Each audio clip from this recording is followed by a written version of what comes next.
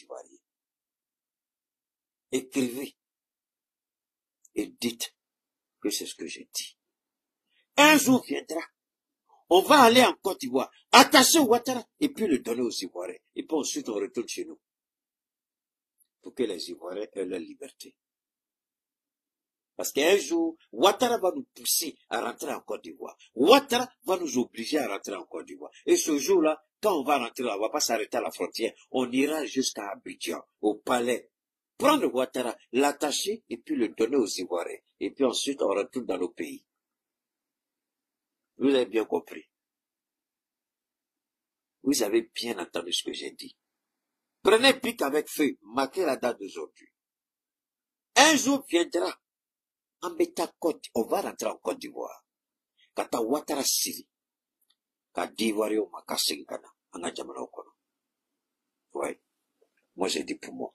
Marquez date. Écrivez. On va continuer d'écouter ça. On va écouter la partie où Ouattara, ils ont acheté les hélicoptères là.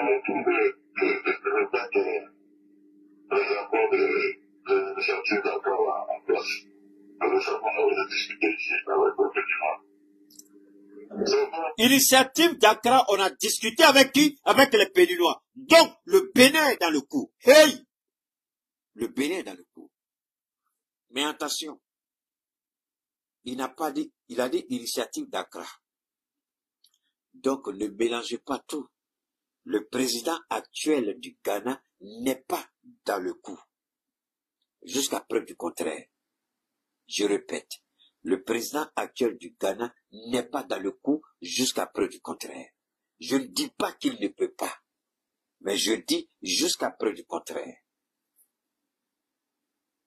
Donc, mais le Bénin vient d'être cité tout à l'heure. On va écouter. Ah oui.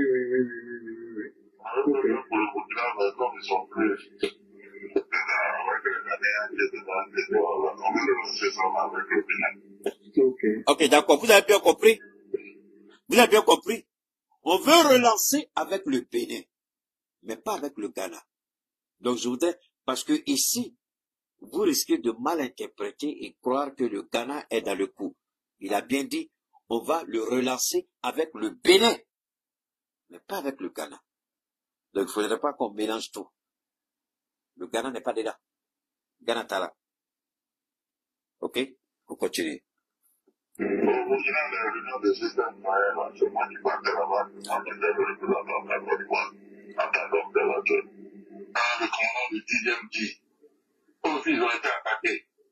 Bon, on est quitté dans la première conversation téléphonique.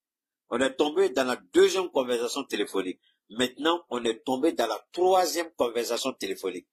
Je suis sûr que vous n'avez pas fait beaucoup attention à tout ça. Mais quand vous êtes un analyste politique, quand vous êtes un géopoliticien, quand vous faites les analyses à un haut niveau, vous voyez tout de suite. Mais Keita, comment tu arrives à faire la distinction? Ça, c'est la première, ça, c'est la deuxième, ça, c'est la troisième.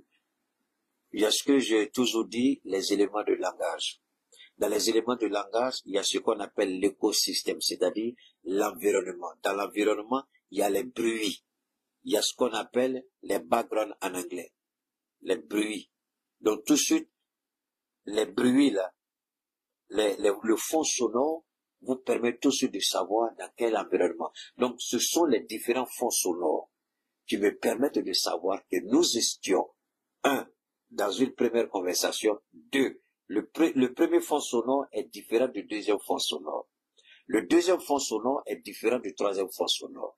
Et c'est là que tout spécialiste de décryptage politique, tout géopoliticien comprend tout de suite que nous sommes dans différents fonds sonores. Et les différents fonds sonores nous permettent, ça sont les éléments de langage, c'est tout. L'écosystème, l'environnement, tout. Parce que quand moi je parle avec vous, tout de suite, enfin ceux qui m'appellent surtout par rapport à nos produits, tout de suite je dis, mais attends, tu es où? C'est la question que je pose toujours, tu es où? Parce que l'environnement me permet d'être réceptif, ou l'environnement me dit tout simplement, je ne peux pas composer, je ne peux pas te parler parce que ton environnement n'est pas un environnement soit sécurisé, soit apte à la discussion. Vous comprenez? Quand Keïta dit n'est pas camarade de quelqu'un, ne vous fâchez pas. Hein? Laissez Clément serrer dans son petit coin, parce que c'est elle qui gagne. Hein? On va aller, on continue, on va aller. Il y a quoi? Il y a quoi?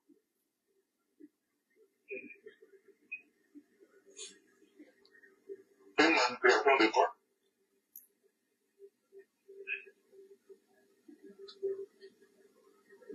On écoute, hein?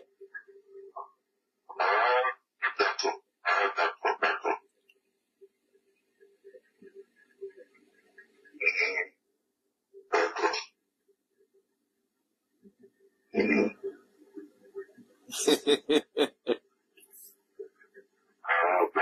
Uh-huh.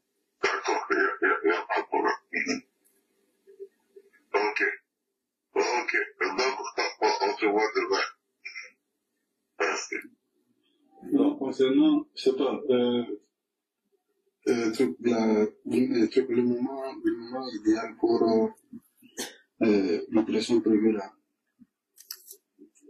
ça n'a pas encore. Écoutez bien. En fait, tu veux celui qui s'appelle tout de suite pas. Oui. Et tous, ils sont réunis à Abidjan actuellement. Donc, et tous, ils sont réunis actuellement à Abidjan. Hey! Koudoubou! Oh! Hello! Ouattara. Que Dieu te maudisse, Ouattara. Que tout plan diabolique et satanique façonné contre nos États soit voué à l'échec.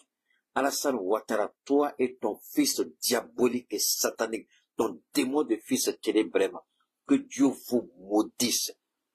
Alassane Ouattara, que toute ta famille soit maudite, Alassane Ouattara. Que Dieu n'épargne personne parmi vous, Alassane Ouattara. Que sa colère s'abatte sur vous comme cette colère qui s'est abattue sur Pharaon. Alassane Ouattara, que tu sois maudit à l'éternité. Que ta tombe, là, le jour où on t'a enterré, là, où on met ton cadavre, là, que ceux qui vont descendre là, qui courent pour sortir, parce qu'ils vont dire ce qu'ils ont vu là-bas, là, ils ne peuvent pas descendre pour mettre ton corps.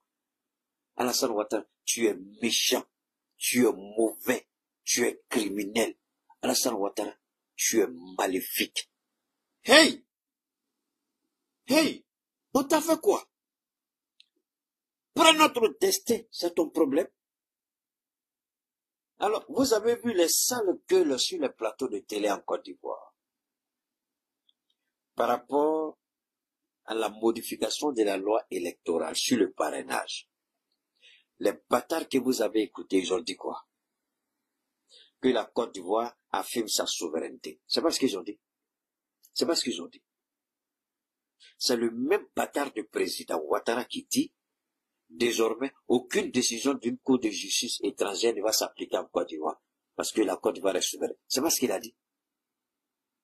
Quand il y a eu le coup d'État en 99, il a dit justice et révolution avec son anglais tordu, minable et ridicule. C'est pas ce qu'il a dit.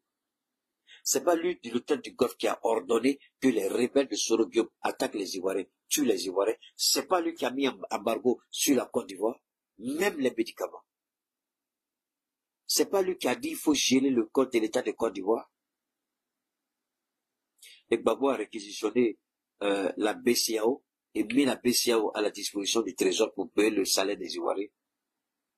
C'est pas lui, Ouattara, qui a dit qu'aucun Ivoirien n'ira encore à la CPI parce que la Côte d'Ivoire, blablabla. C'est pas lui qui a dit tout ça. Alors pourquoi il est contre nous quand nous décidons de prendre notre destin en main, quand nous chassons la France?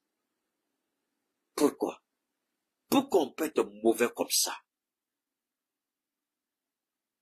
Alassane Ouattara, que ton cancer là, il n'a qu'à bouffer tout en bas là-bas. Cancer de la prostate là, il n'a qu'à tout mélanger. Au point où tu peux même pas t'asseoir pour parler. Que, prostate là, que ça soit gonflé comme ballon de football de Ronaldinho, de Drogba. Que coup de tête de Drogba là. De toute façon, Drogba, pardonne-moi, j'ai cité ton nom Drogba, pardon. Que ta prostate soit remplie comme le ballon de football de Drogba. Et tu es mauvais. Tu es mauvais, Alassane Ouattara. Comment on peut être méchant comme ça? Comment on peut haï son prochain jusqu'à ce point. Attends, Assimi t'a fait quoi? Ibrahim t'a fait quoi? Le géant t'a fait quoi? Tous les maudits qui s'associent à Ouattara, là, que votre salaire soit la malédiction et l'enfer. Ils sont venus d'Australie, ils sont venus. Vous avez compris? Ils sont venus, voilà. Ils sont là, tu vois. Donc, Australie, Canada, et tous ils sont venus contre qui? Contre nous. Hey! Hey! Hey! Mais, Dieu dit, 1000 vont venir ici, 1000 vont venir là-bas. Ne crains point, car l'Éternel est avec toi. Lorsque je marche dans la vallée de l'homme de la mort, je ne crains aucun mal, car tu es avec moi. Devant moi, tu dresses une table. En face de mes adversaires, tu ondules ma tête et ma coupe déborde. La grâce et le bonheur m'accompagneront tous les jours de ma vie, car j'habiterai dans la maison de l'Éternel pour toujours. Alassane Ouattara, que ton salaire soit ta prostate. Que ta prostate là soit ta malédiction. Que ta prostate là soit gonflée comme ballon de football de Drogba. Comme ça, tu vas traîner et puis on te voit. Que Dieu t'humilie à travers ta prostate. Que Dieu te cloue au lit à travers ta prostate. Maudit sois-tu. Maudit à la naissance, maudit à la mort, maudit par la prostate. Tu es mauvais, Alassane Ouattara. Hey! Hey! Hey! Hey! Donc, vous les Australiens, vous venez. C'est pas fini, hein. Écoutez. C'est pas fini, écoutez. Ils sont en train de planifier avec les gens sur le terrain là-bas. D'accord.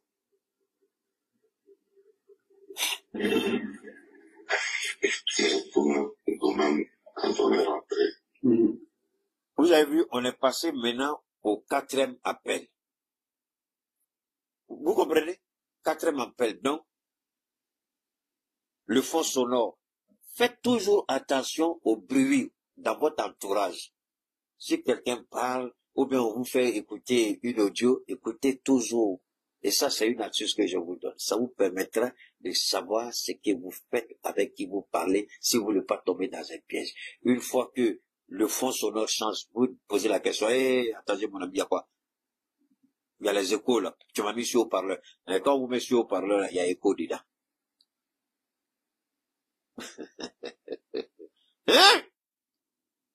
Ouattara. Aïe! Et tout est dévoilé ici. Ça, c'est quand vous marchez avec Dieu. Ça, c'est quand vous êtes droit avec Dieu. Et ça, c'est Dieu qui expose. Hey! Ouattara. Hein? Tu es méchant. Hein? Avec ton visage cancéreux, là, maudit que tu sois. Continue d'écouter. on a fait 6 hélicos là-bas. 6 hélicos. 6 hélicos d'attaque en Australie, ils ont acheté. Regardez bien, mais pourquoi ils n'ont pas acheté en France? Pourquoi ils n'ont pas acheté en Angleterre? Pourquoi ils n'ont pas acheté en Allemagne, en Italie et autres? Parce qu'ils ne veulent pas être associés directement, connectés à l'attaque. Donc, ils ont acheté 6 hélicos en Australie. Il y a 2 qui sont arrivés. Les 4 arrivent après. Contre nous. Hey! Hey! Aïe! Hein? Ouattara. Vous avez écouté ça, hein? Bon, c'est ça aussi la grâce que Dieu fait avec vous, avec Keïta. Vous avez écouté. Clem Chaya n'a pas écouté ça. Quand je lui ai posé la question, elle n'a pas écouté ça. Ça frôlait. Je devais parler d'une histoire de Apollo Balthazar, la malédiction, un autre maudit. Il veut la femme là. On dirait qu'il voulait s'envoyer sans jet. Lago n'a pas accepté. Parce que quand il s'enjaille avec toi, il veut avoir des informations sur. Donc, il veut envoyer la vieille là, et par rapport à Tidjam Tiam, protocole de Dieu. Maintenant, c'est l'enfant de la femme là. Apollo Balthazar menace. Attendez. Chris Yapi, on dirait que c'est On dirait que c'est la malédiction de Keïta qui suit Chris Yapi. Sinon, avant là, ça c'est Chris Yapi qui nous sort ça. Chris Yapi, je t'ai dit, je suis pas ton camarade. Si tu joues le jeu là-bas, tu es avec moi. Je te suis au couille, mais si tu fais notre combat, je te laisse. Maintenant là, tu n'as plus information, Chris Yapi. Chris Yapi. C'est pourquoi j'ai dit Ivoirien. Bon. C'est sur Charles Blé Goudé, hein? Il a ses infos. Blé Goudé, Afinguissa, Nadi, Stéphane Kipré, enfin, vous connaissez. Avant là, c'était lui qui nous donnait ça, Chris Yapi. Qu'est-ce qui se passe, monsieur Yapi? Yapi, tu es parti où? Moi-même, là, ma tête est chargée. C'est-à-dire, je suis en train d'écouter ça, là. J'ai dit, je suis pas dans l'air. Non, Dieu est fort. Dieu est fort. Et continue d'écouter. Ils sont différents. C'est les hélicos de... Regardez comment le gars est malin. Comment là? Ouais, les hélicos de combat, faut pas acheter. Il y a 5 qui sont venus. Un 5. Ok. Ils ont acheté 6, 5 sont arrivés.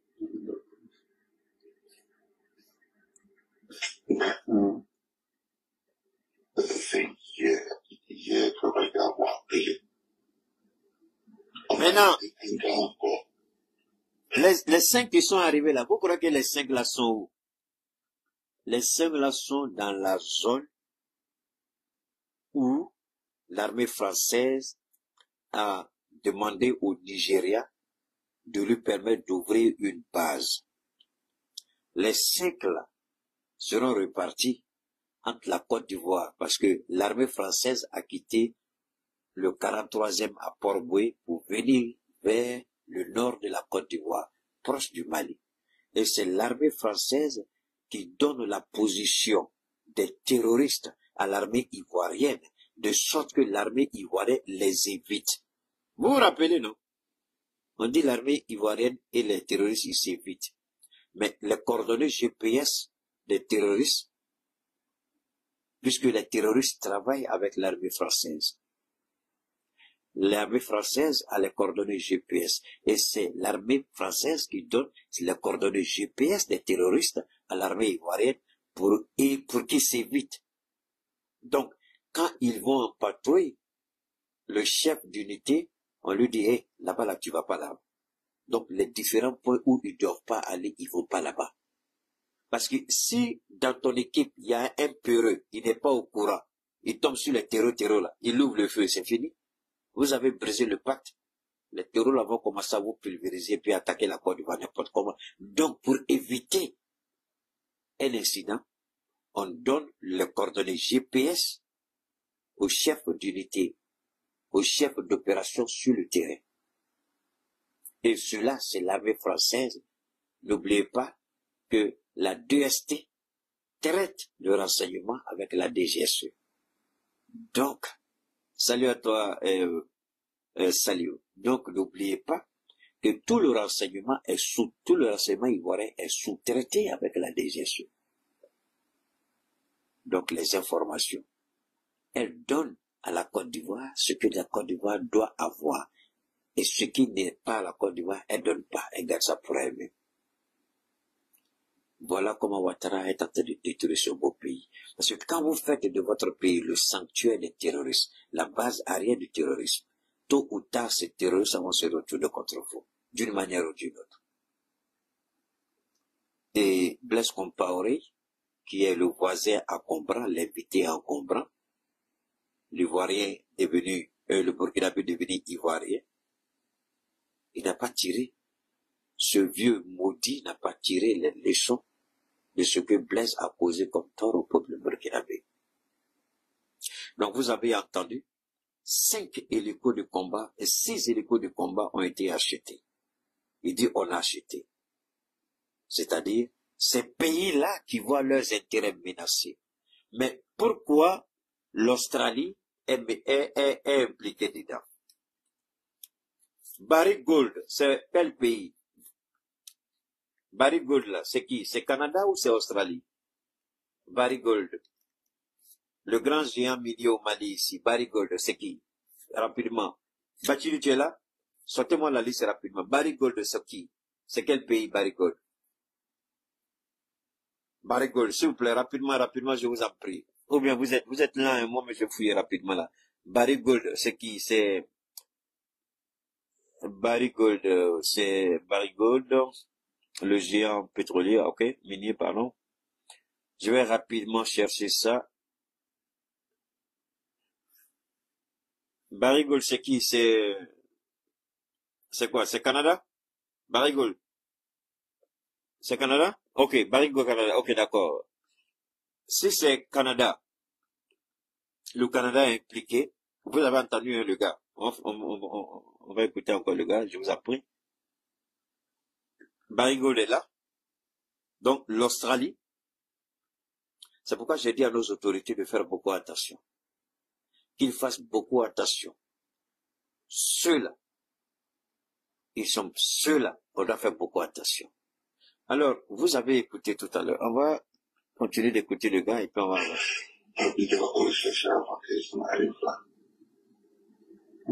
C'est un Burkinabé que vous avez été là. Ah, voilà, ça va que ça est terminé. Ils ont arrêté un proche de Guillaume qui serait venu voir Guillaume au Burkina. Donc, quand il est rentré, et pourtant, moi, j'avais averti les Ivoiriens. Je leur ai dit, faites beaucoup attention. Vous qui êtes proche de Guillaume, le fait que Guillaume soit déjà ici dans le Sahel, vous serez sous radar. Vous êtes surveillés. Et le monsieur, il va le dire, hein. Le gars, il venait chaque fois voir Soro Guillaume. Donc, la dernière visite, ils ont mis la main sur lui. Mais, ce qui va me faire rire, c'est ça. Il est quitté là-bas, il n'y a pas longtemps. Au Burkina, là. Il est venu du Burkina il n'y a pas longtemps. Il a dit qu'il était à Ouroudara. C'est un féticheur. C'est un féticheur. Ok. Lui, son nom, c'est quoi? Yeah. Celui qui... Regardez comment le gars, il est malin. Il lui pose des questions. Il s'appelle Koulibaly Walina. Mais il parle beaucoup. Il parle beaucoup. Mais, faut regarder déjà la population là, c'est assez soulevé. Bon, ils sont en train de la population, il faut regarder les Goubé aussi. Vous avez compris, la population s'est soulevée. Au Niger, donc au Niger, ils ont réussi là-bas. Il y a un soulèvement. Il paraît qu'il y a un Goubé qui dit qu'il ne bouge pas. Ah oui. C'est un Goubé qui dit qu'il ne bouge pas. Donc, ils disent au Niger, ils ont déjà réussi. Il a dit le nom du village où la population s'est révoltée.